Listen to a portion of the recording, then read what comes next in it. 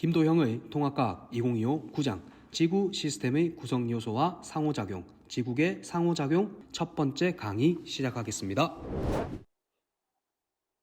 반갑습니다. 김도형입니다. 자, 오늘은 제 9장 지구 시스템의 구성 요소와 상호작용에 대해서 한번 알아보도록 하겠습니다. 자, 이 부분은 중학교에서 배웠던 내용도 많기 때문에 여러분들에게 그렇게 큰 부담은 가지 않는 9장입니다. 자, 그런데 이제 여기서는 중요한 것은 바로 기권, 직권, 수권, 생물권, 외권에 대해서 특징에 대해서 각 알아보고요. 이런 것들이 어떻게 상호작용을 하는지 알아보는 첫 번째 주제가 있고요. 두 번째 주제는 바로 지구 시스템의 근원적인 에너지원 세 가지를 배워보도록 하겠습니다. 자, 그리고 이것에 따라서 물의 순환, 탄소의 순환, 질소의 순환까지 알아보도록 하겠습니다. 자, 첫 번째는요, 지구 시스템의 구성 요소와 특징입니다. 자, 기권이부터 나와 있네요. 기권. 자, 기권은 지표로부터 약 한 1000km 정도의 구간이고요. 자, 기권은 이렇게 높이에 따른 온도 분포의 구조로 이렇게 나눌 수가 있겠습니다. 자, 이렇게 온도가 낮아지는 무슨 층이 존재하죠? 그렇죠. 대륙권이 존재하고요. 그리고 온도가 올라가는 성층권이 존재합니다. 그리고 다시 온도가 내려가는 중간권, 그리고 열권입니다. 빠르게 한번 정리해 보도록 하겠습니다. 자, 대륙권은 지구 복사 에너지의 영향으로 위로 올라갈수록 온도가 낮아집니다. 대류 활동이 활발하게 일어나고요.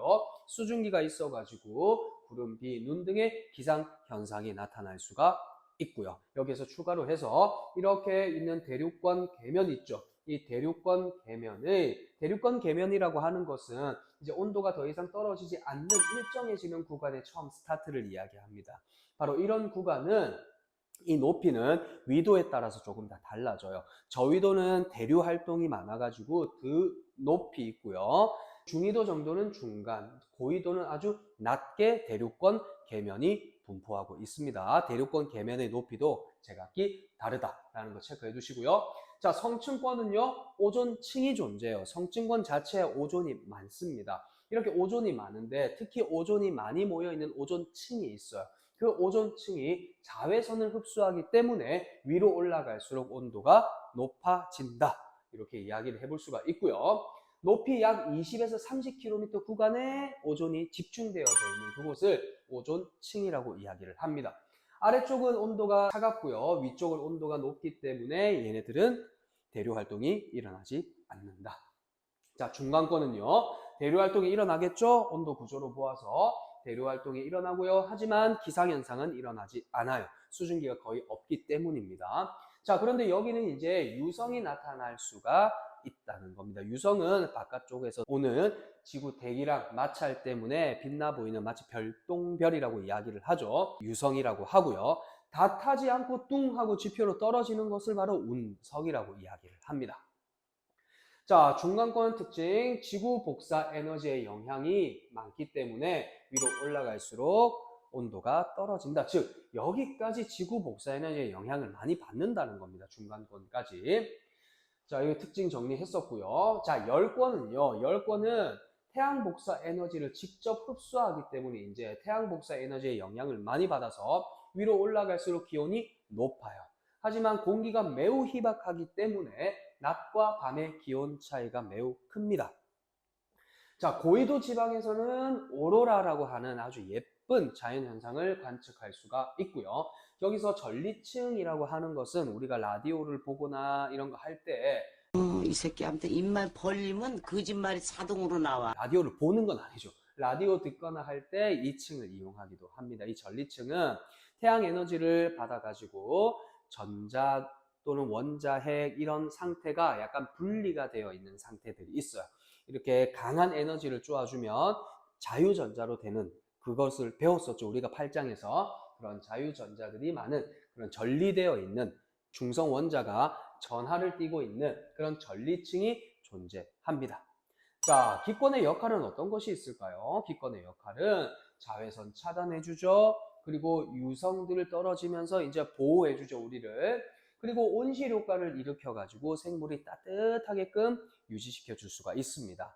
자, 이 온실 효과라고 하는 것은 대기가 없는 경우를 가정해서 시뮬레이션을 돌려보면 지구의 온도가 거의 마이너스 17도, 18도 정도가 됩니다.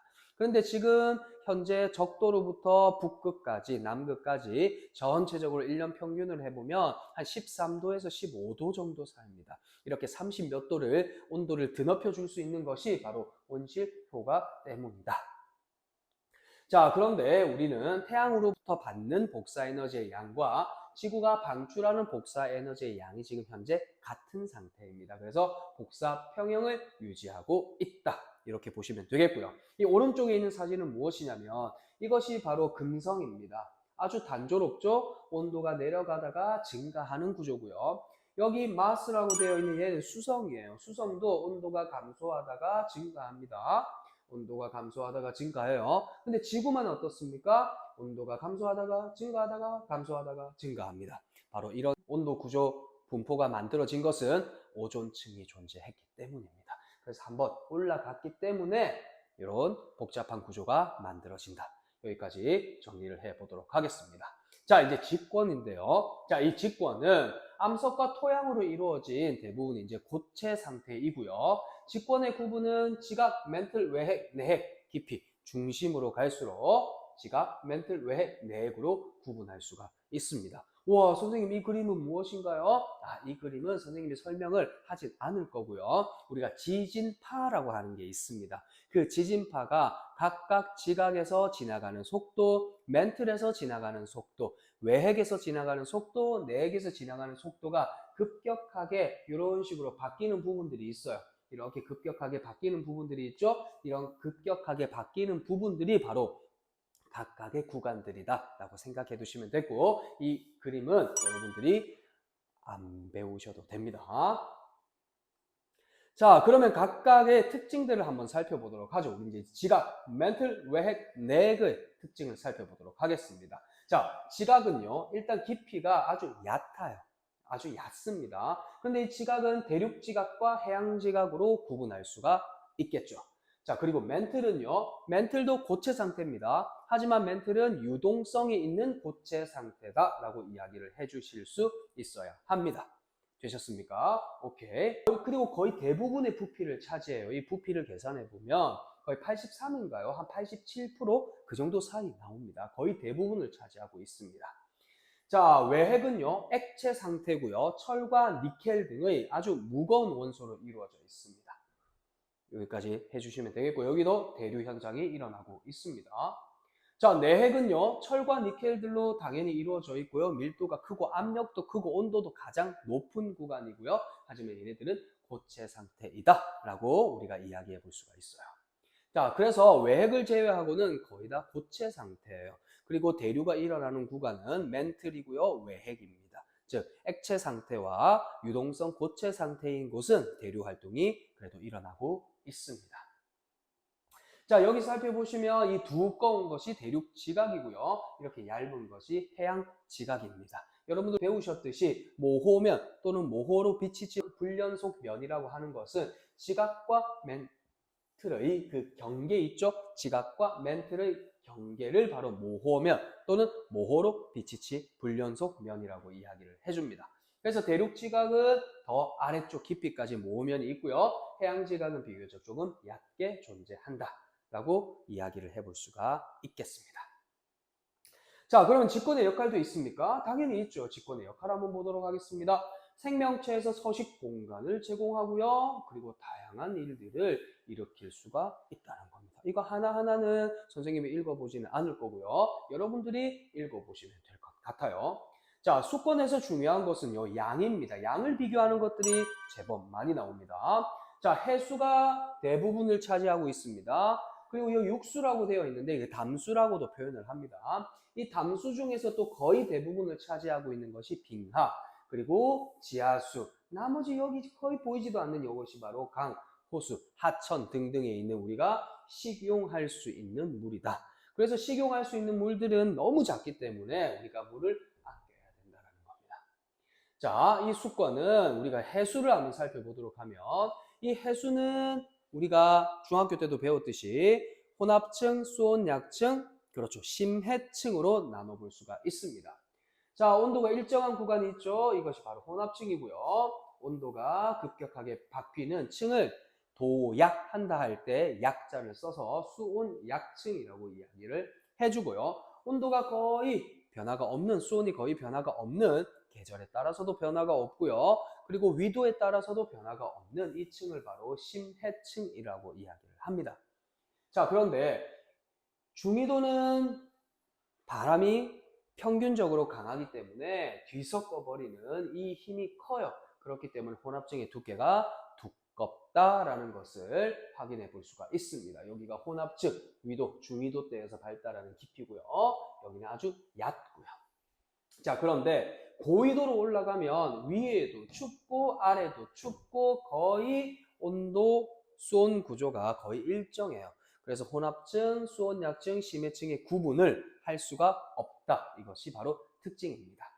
자, 그러면 하나하나 살펴보도록 하겠습니다. 이 혼합층은요, 태양 에너지를 흡수해서 당연히 수온이 가장 높고요. 수온이 일정한 구간입니다. 즉, 바람에 의해서 해수가 섞여서 나타난다는 층입니다.